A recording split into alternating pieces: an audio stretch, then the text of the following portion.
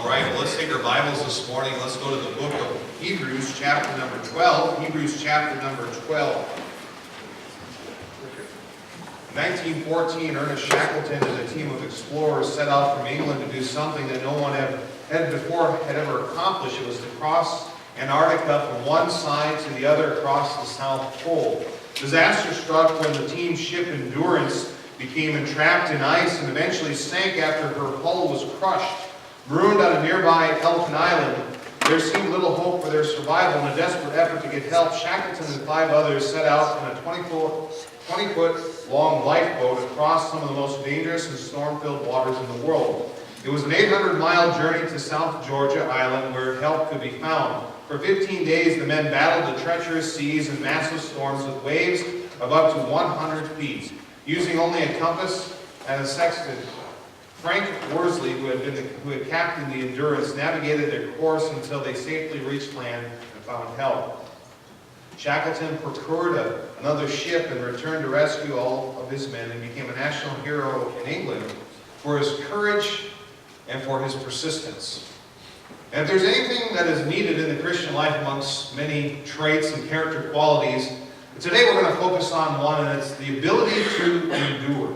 The ability to endure. As Shackleton endured much to spare the lives of his team members, we too are called to endure much for the sake of others so that they might receive the gospel of the Lord Jesus Christ. Here in Hebrews 12, we'll just look at the first 3 verses today.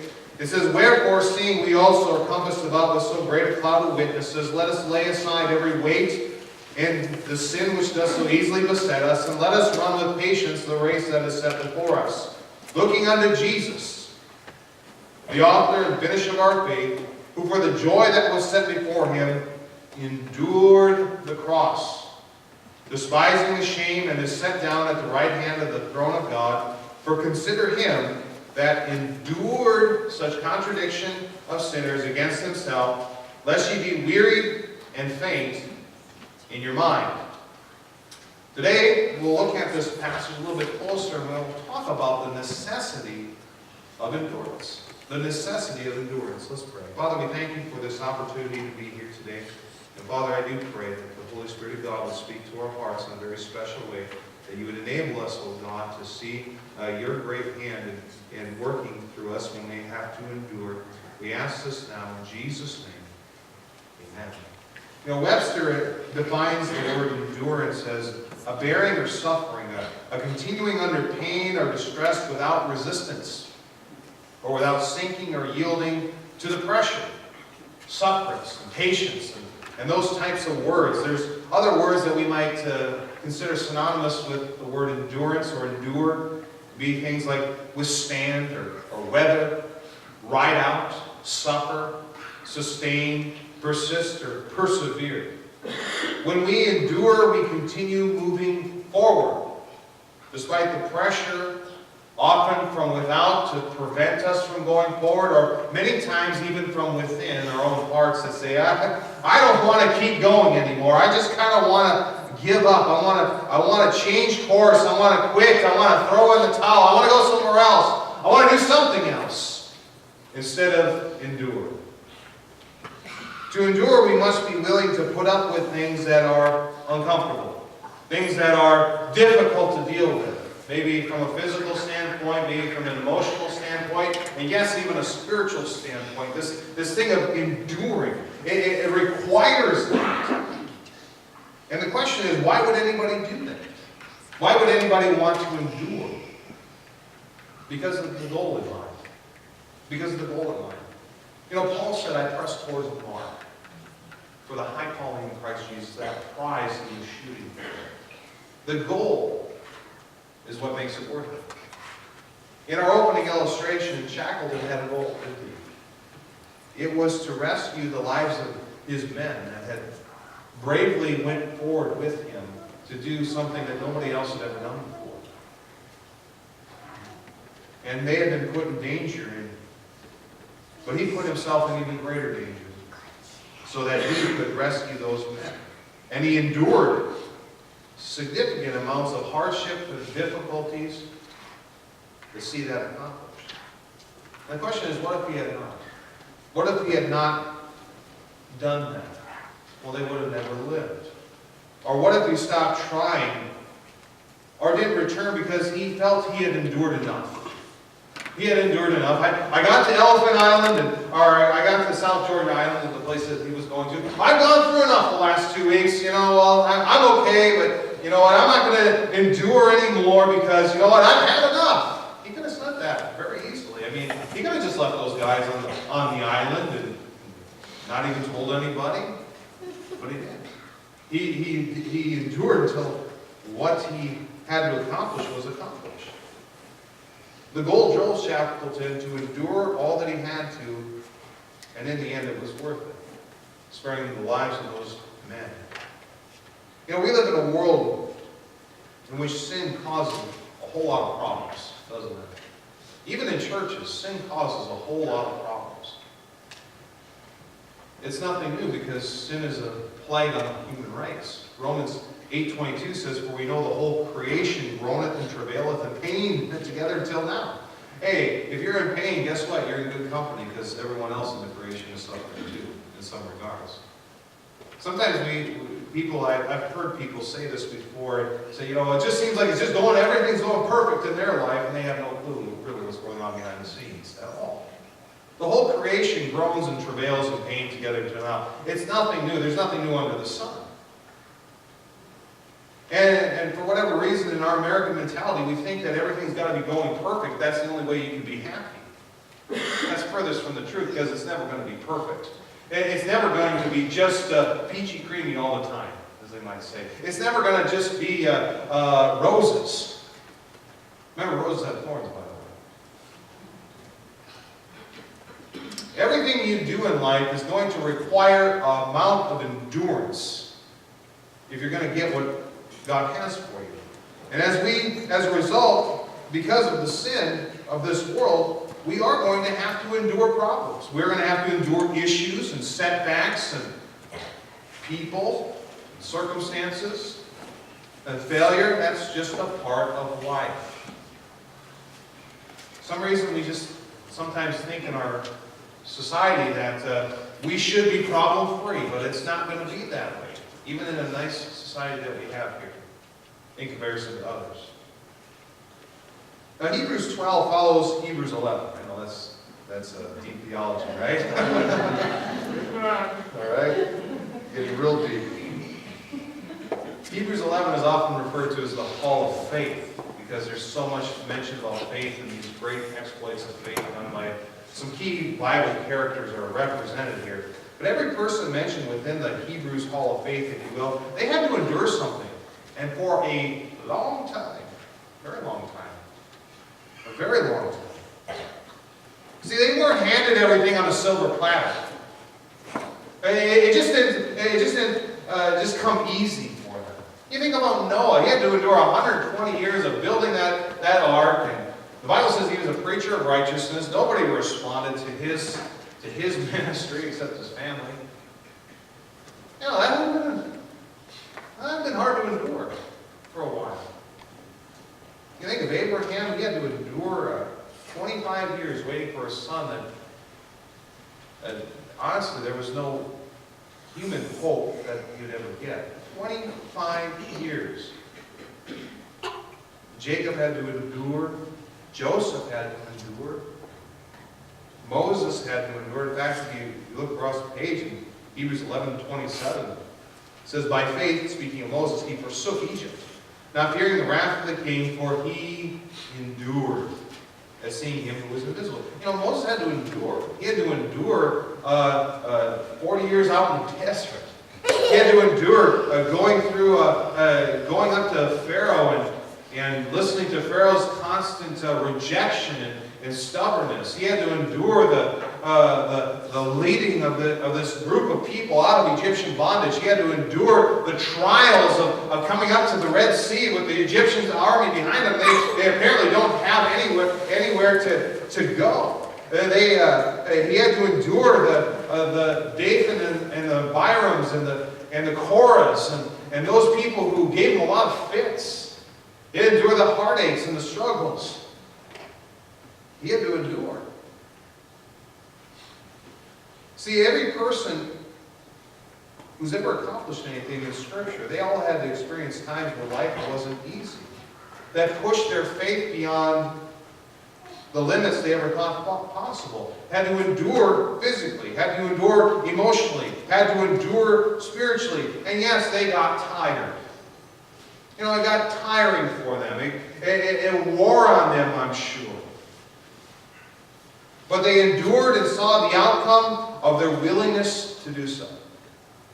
That's what we all celebrate, but we don't realize just what they felt sometimes. We forget that they're just as much human being as we are. But the difference sometimes is that they were willing to endure, and sometimes we're not as much. I believe this to be true. We will never accomplish anything of any positive nature without the willingness to endure in some regards. I don't care what area of life we're talking about. It might be at the job. If you're going to accomplish anything at the job, you're going to have to be willing to endure. Maybe it's schooling. Certainly in ministry, you have to be willing to endure some things. You have to be willing to put up with some things and have to wait and go through things if you hope to eventually see fruit. You have to endure in your family. No. If we want to have children raised for the God's glory and turn out the way we hope, that there's some enduring that needs to take place. Because nothing in life is just handed to you. We've got the privileged society today that says that they want everything to be fair and everything's got to work out according to the way they think or else whatnot. But you have to realize anybody who's ever accomplished anything, it just was not handed to them. They had to endure some things. They had to work hard, and they had to endure the times when it was sparse. They had to endure at times when there was uncertainty. They had to endure. And because they were willing to pay that price, the fruit came. But a price must always be paid. Those who are unwilling to endure never accomplish what they hope for. Say, why? Because they always quit too early. They always quit way too early. Well, it's been long enough. It's been 2 years. It's been 3 years. Well, you know what? Abraham had to endure 25. I doubt any of us are going to have to live that long in some regards, in some things. But I'm just saying, we'll get to this in a little bit. Some just quit too early. They just give up too early. They stop praying for certain people to get saved. They stop reaching out. They stop doing whatever because they just, well, it's not working out anymore, so I should. But the problem is they just aren't willing to endure. They're not willing to endure. And we will never accomplish what we hope for, not having a willingness to endure in some regards. Again, we can get this attitude, well, I think I have endured enough. I'm sorry, but we can't judge that. Only God can judge that. You think about Joseph there back. I just finished up Genesis 49 this morning when I was reading. If you know the story of Joseph, he went through a whole hill of mess, if you will. Having been hated by his brothers, sold into slavery, having gone to Potiphar's house there and made a name for himself, even as a slave, only to be falsely accused by Potiphar's wife and sent to a prison. The Bible says in the Psalms that his feet hurt in the irons, in the clouds of iron. But he endured. He continues to endure, all while holding on to these dreams that God had given him. What do you think about it? What if he quit the day before? Pharaoh came to him and called him. He had no idea Pharaoh was going to ever call him up there to interpret those dreams and change his life forever. He went to bed, he woke up a slave and he went to bed as I don't know what you call him, prime minister or something like that. But what if he quit it early? So often, people give up sometimes right before their greatest blessings. Right before the best is about to come. I think of Saul. I preached a message here several weeks back called Critical Decisions and Crisis Moments. And Saul had one of those where God was going to use a crisis moment to elevate him and his family to the kingship. But Saul blew it because he jumped the gun, he got hasty, and it appeared to him that God was late, and so he offered the sacrifice that only Samuel was supposed to offer, and it cost him everything.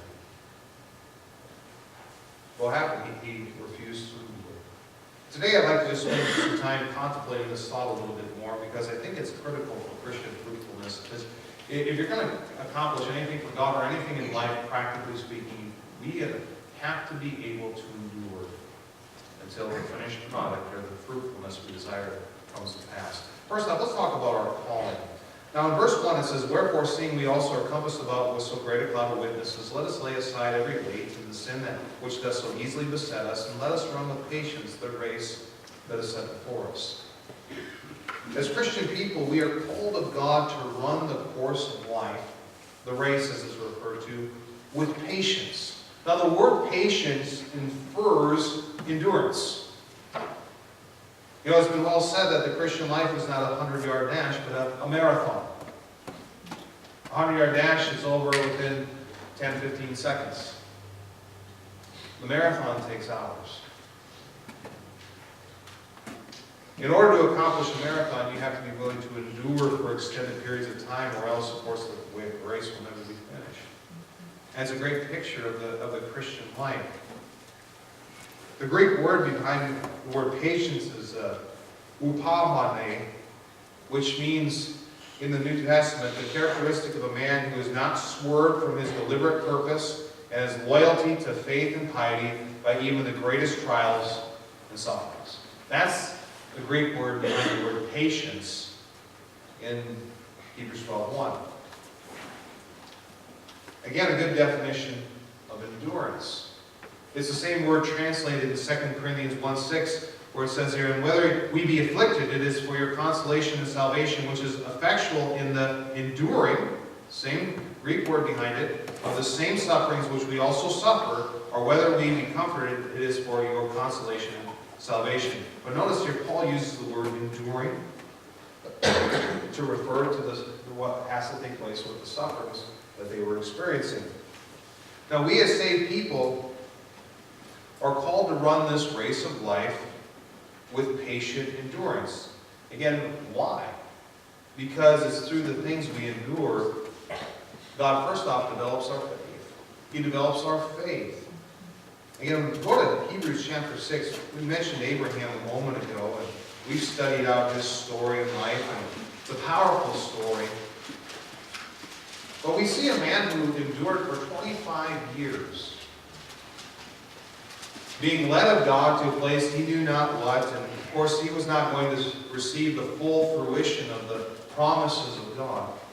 But there was one big token that God was going to give him, a son. And I like what it says here in Hebrews 6 verse 11. It says, "And we desire that every one of you do show the same diligence to the full assurance of hope unto the end, that ye be not slothful, but followers of them who through faith and patience," he just well put endurance, "inherit the promises. For when God had promised to Abraham, because he could swear by no greater, he swore by himself, saying, Surely blessing I will bless thee, and multiplying I will multiply thee. And so after he had," notice again, "patiently endured, he obtained the promise." He patiently endured. Again, driving home that word. God was trying to build this man's faith. Of course, he became a hero of faith as a result of that. God was trying to prove to Abraham the validity of his word. Look at verse 17. Again, God caps it off in this passage what he was trying to prove to Abraham. "Wherein God willing more abundantly to show unto the heirs of promise the immutability of his counsel," that means unchangeableness, "confirmed by an oath, that by two immutable things by which it was impossible for God to lie, we might have a strong consolation, who have pled for refuge to lay hold upon the hope set before us, which hope we have as an anchor of the soul, both sure and steadfast." You know, when we're called to endure things like Abraham did, God's just trying to prove to us the immutability of his counsel, or the unchangeableness of his word, the credibility of his word. Most of the time, God's just trying to get us to believe him long enough, to endure long enough, to put up long enough, so that we can see just what he can do and what he's about. That would never happen without the endurance being exercised. Also, God will have us endure to develop our character. You know, one of God's goals is to develop us into the character of Jesus Christ. It says, for whom he did foreknow, he also did predestinate to be conformed or changed, molded to the image of his Son, that he might be the firstborn among many brethren. You know, God's trying to change us more into Jesus, into the image of Christ, to us to be more like him all the time. That's his goal. And he'll do a lot of things to make that happen. And one of the things he does is have us endure through the trials, setbacks, and the difficulties that we face. When we endure by doing the right thing, because God, through those difficulties, gives us principles and precepts in which we follow. As we do the right thing through those difficult times, even despite the temptations to do wrong, our character begins to get molded into something that looks a lot more like Christ, doesn't it? And God will do that because it's a good work he's doing in us. Philippians 1:6, it says, being confident of this very thing, that he which hath begun a good work in you will perform it until the day of Jesus Christ. You know, that's the good work he's trying to do in each one of us, is to make us more like Christ, make us more into his image. And in order to do that, he has to send us through things that cause us to endure, so that he can mold into us the things and infuse within our soul, our character, the things that he wants coming out of us. Because those things we endure force us to make some choices that maybe sometimes we wouldn't normally make. But when we refuse this calling and try to circumvent or sidestep the things we need to endure, we are doing nothing but detouring in life. Because God's going to finish the good work in each one of us until it's done. He's going to make sure that it's going to get done. Now, we can help in that cause, or we can resist in that cause. But I know this about a detour: it always causes us to take a longer route to get to our desired destination, doesn't it? You know what season it is now, right, in Minnesota? It's winter and road construction. Now it's road construction season. Don't you hate the detours? You know, they take you around, and half the time you get lost and all that kind of stuff. And it always takes you longer. Or maybe when you first recognize the detour, it's like, that's frustrating because you didn't calculate that into your travels. Nobody likes taking detours. We want to go from point A to point B as fast as we can. But when we refuse to endure, when we just kind of throw up our hands and I'm done enough, I'm going to take control of my life, I'm going to make some decisions on my own, and I'm going to just kind of make it better for me, instead of enduring what God's called us to endure, we're taking a detour. We're taking a detour. Now, the road construction detours we see out there, we can't do anything about, but many times the detours I'm talking about are self-inflicted. They're self-inflicted. You know, are we running our race with endurance? Are we constantly trying to find the easier routes? Thinking that's going to get us, trying to take shortcuts. We can't shortcut these things. Our shortcuts become long cuts. The shortest cut for us is just to go forward doing what we know is right. And letting God develop a character along the way by enduring through the things that we experience that aren't easy. Secondly, let's talk about our Christ. Our Christ. I've been to some different stores, and some of these sports athletic stores, you'll see up on the walls some pictures of athletes and so forth. And of course, it's fitting for a sports store that they would have that. They're up there for a variety of reasons, but I think one reason is certainly to serve as an inspiration. So if you buy these shoes or buy this gear, you could possibly be like them someday, right?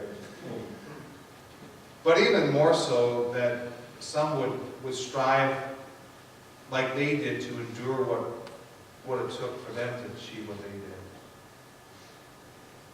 And again, they serve as that inspiration in some regards. Now, in our passage, we are given the greatest example of someone who endured flawlessly as well. It was Christ. If you go back to Hebrews chapter 12, we'll see here, verse 2. It says, looking unto Jesus, the author and finisher of our faith, who for the joy that was set before him endured the cross, despising the shame, and is set down at the right hand of the throne of God. For consider him that endured such contradiction of sinners against himself, lest ye be wearied and faint in your minds. One thing we have to realize is that the life of Jesus Christ was not easy. It wasn't easy at all. Pretty rough at times. He didn't have a silver spoon life. Now, he could have. But it was difficult.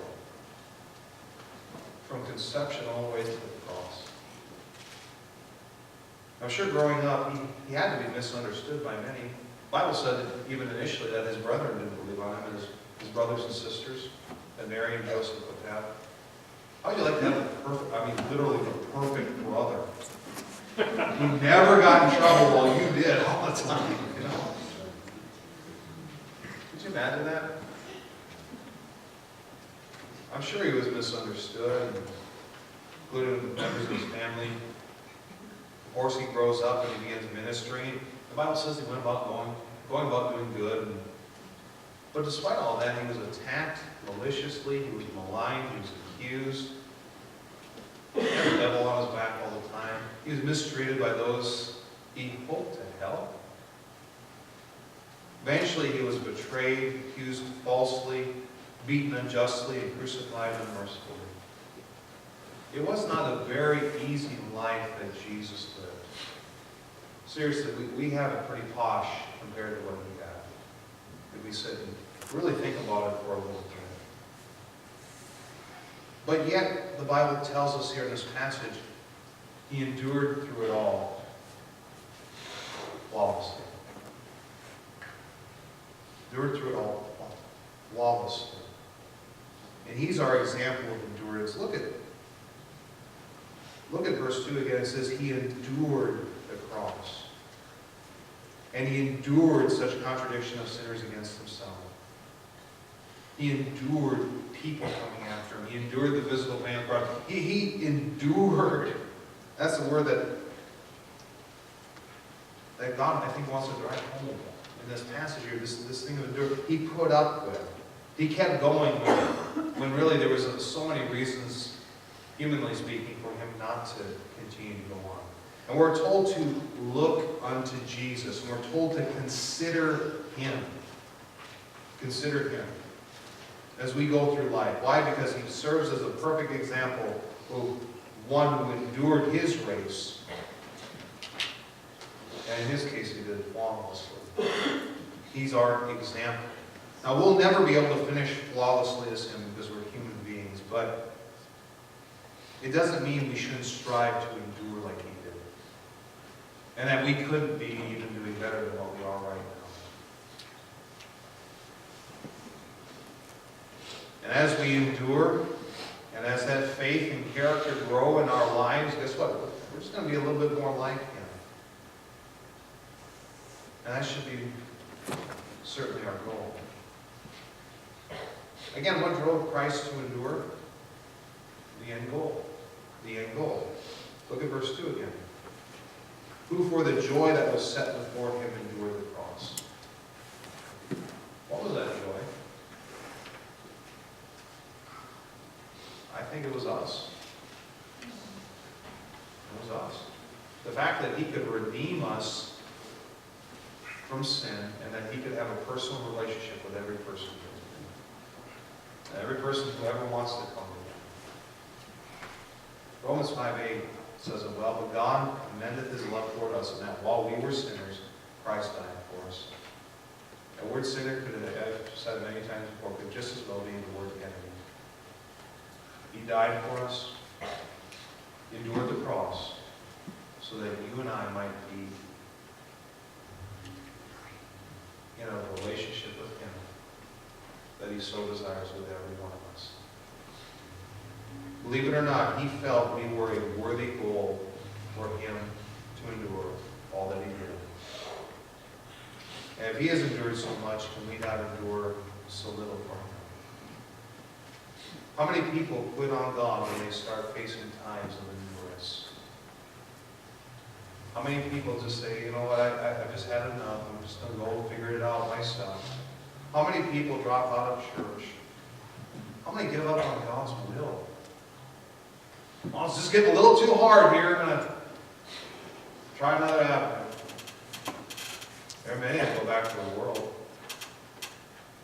There are many that go back to the world. Well, it was easier back in the world. Again, I think there may be some that they want their Christian life to be easy street. Easy street. Where everything's popcorn and candy. Everything's, hooting and holler. Everything's just silliness and games. But real Christianity isn't, don't misunderstand, there is times of fun and joy, but there are times where you just have to simply endure. And it's at those times our real faith and character come out in full-blown show. Those that want easy street, they have very little endurance. They don't know what I've been through. I don't know what you've been through, but guess what? You don't know what I've been through. Any more than you know who everyone else has been through. Certainly some do go through hard things. I'm not minimizing that, but at the same time too, you got to realize that everybody's going through it.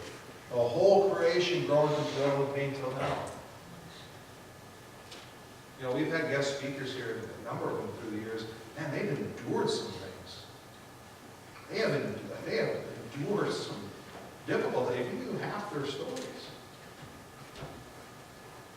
they've endured it. But as many as that there are like them, there are others that never did.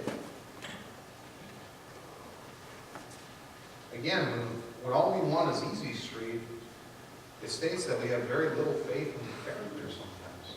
I like Proverbs 24:10. If thou faint in the day of adversity, thy strength is small. Thy strength is small.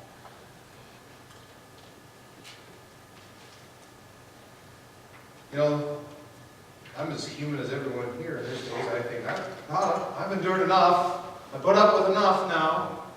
You know what? He always brings me this verse to mind, and it bothers me. It's Jeremiah 12:5. If thou hast run with the footmen, and they have wearied thee, then how canst thou contend with horses? And if in the land of peace wherein thou trustest they weary thee, then how wilt thou do in the storm of Jordan? Thought-provoking questions. If thou hast run with the footmen, they weary thee. I'm like, Lord, when is it ever going to be horses? When is it always, That's what I think sometimes. Isn't it the horses now? Every time I think that, I say, no, you're with the footmen. See, the life of Jesus was recorded for us, of course. There are several reasons we could pull out. One of which I think we see today is that he had a life he lived that showed a lot of endurance. And in order to finish our course faithfully, we have to be able to endure trials, setbacks, and problems. It's just the reality of real life, and by the way, real ministry. Paul said in 2 Timothy 2:10, therefore I endure all things for the elect's sake, that they may also obtain the salvation which is in Christ Jesus with eternal glory. He endured things for those who would get saved. Not the ones that God pre-selected, but for all those who get saved. He said, I endured, and there's a lot of things he endured, so that people could get the gospel. Hence Paul told Timothy just a few verses earlier, thou therefore endure hardness as a good soldier of Jesus Christ. Endure. And Jesus was the perfect example of one who endured. Now, are we striving to follow that example when things are not going right for us? When we have to endure some things? we striving for that? Or do we just bail after a while? Trying to find easy street. Trying to find it where we can coast. Let me tell you something, that's the most dangerous place you can ever get, is the place you start coasting. Jesus endured. As a result, he was rewarded, as we will be. As we talk about thirdly, our crown.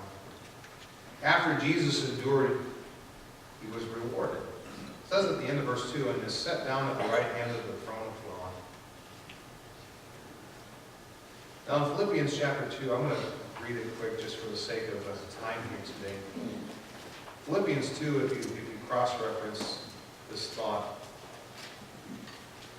it says here, verse 8, being found in fashion as a man, he, Jesus, humbled himself, being obedient unto death, even the death of the cross. Wherefore, God also hath highly exalted him, and given him a name which is above every name, that at the name of Jesus every knee should bow, things in heaven, and things in earth, and things under the earth, that every tongue should confess that Jesus Christ is Lord, to the glory of God the Father.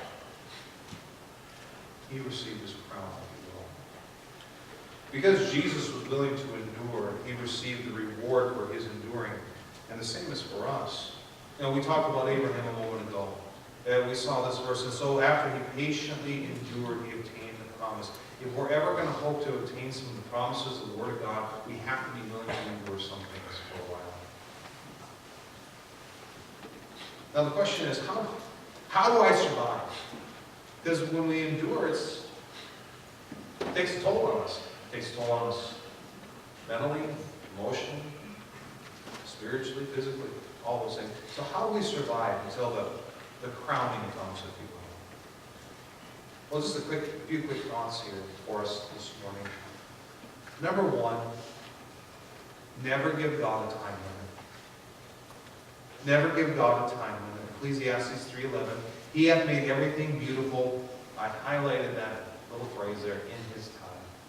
Also, he hath set the world in their hearts, so that no man can find out the work that God maketh from the beginning to the end. Don't give God a time limit. Because I'll guarantee you, if you do, he will make sure that it expires. Just to prove something to us, that we are not wrong, that he is. Never give God a time limit. Well, it's been a few years. Never give God a time limit. He makes everything beautiful in his time. If he is making us endure something, he won't stop until the finished product is produced. Time limits only interfere with that process and create the detours. Number two, do right regardless of what you feel. I like Proverbs 11:3. The integrity of the upright shall guide them. In other words, doing right. Doing right. Doing right based on God's principles will guide us through periods we need to endure. In fact, that's what God's trying to get out of each one of us through those periods of endurance. Is that we learn to do right when it's not easy. Because when we do it that way, when it is easy, it's easier to do that. God always gives us instructions for steps forward. And they're not always easy, but if they're right, then we need to do them. The big test is whether or not we will. Number three, rely on the grace of God. 2 Corinthians 12:9, Paul was told, my grace is sufficient for thee, for my strength is made perfect in weakness. If there's anything that needs to be learned through those periods of endurance, is learning how to tap into the grace of God to give you and I peace that passeth all understanding during those moments, during those days, those weeks, sometimes months. Learning to have Christ as our all-sufficiency. In other words, for him to be able to meet the inner emotional needs that we have as we wait and we endure through those trials and setbacks and so forth. It's one of the greatest lessons we can ever learn is learning how to tap into the grace of God. To sustain us, to move us forward, even if it's plodding forward, slowly. Times we need to endure requires us to find strength outside of ourselves. That strength is only found in the Word of God. And he'll give that sustaining grace if we seek it. And number four, Refuse to quit until the outcomes in life are finalized. Refuse to quit until the outcomes in life are finalized. Hebrews 6:11. And we desire that every one of you do show the same diligence to the full assurance of hope unto the end. Unto the end. It's never over till it's over. Somebody once called it. It's never over till it's over. As we study the Bible, we see examples of that in so many places where reversals taking place. Unbelievable reversals. Reversals, things that shouldn't have happened. Because you have people that just never quit. They just never stopped. They just kept doing what was right despite the circumstances not even appearing to look as if they were going to work out the way they hoped. But they just didn't stop. They never quit. They just trusted that someday, somehow, God was going to bring about the good that He had promised. And they remained diligent. They endured until that took place. And sometimes it came down to the very wire. The very wire. It came down to the wire where it looked like they were going down to the last one, and God just reversed it. God is the God of reversals. But He is certainly looking for us to endure by faith and not quit so early and not to cave in so quickly so that we see those things happen. It's a necessity of the Christian life. There's a word that, I don't know, for the last several weeks, God's been impressing upon my heart, this thing to endure. Endure. God, will You take this away? God, He tells me to endure. Endure. All right, I'll endure.